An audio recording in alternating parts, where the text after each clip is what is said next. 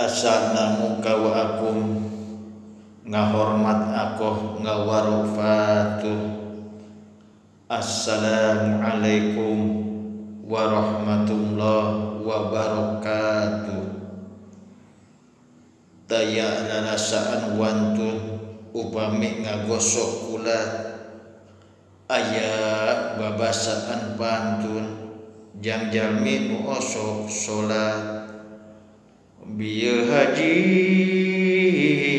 sinanteunan nampiling awewe silat ieu hiji lenyepanan jang jalmi nu osok salat anu farah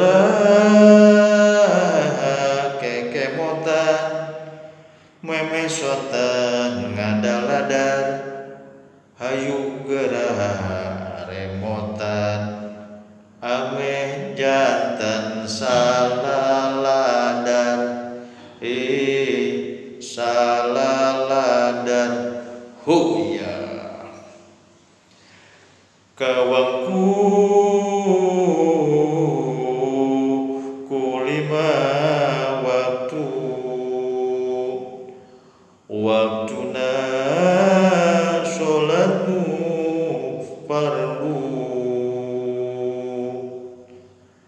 meme sholat sing tarantu enggeus ngabogaan wudu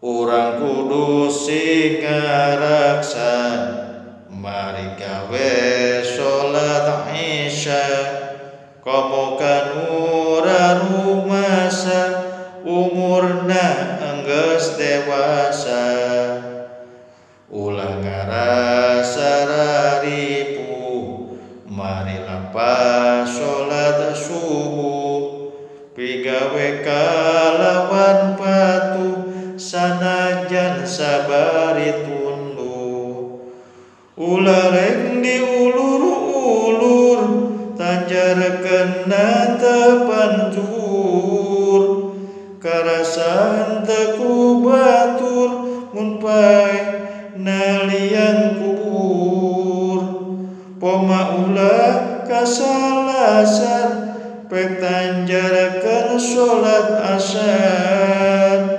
patrian kalawan sadar ameh ikhlas tur salabar urang hirupnya sing tartib lakonan tepan maghrib ajakan sahabat karib jadi barisan rokib nganyampurnakeun ku sunnah nu qobliyah jeung badiyah dina subuh jeung asar mah kade teu aya badiyah dina subuh jeung asar mah kade teu aya badiyah.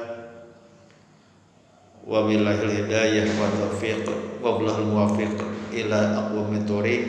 Wassalamualaikum warahmatullahi wabarakatuh.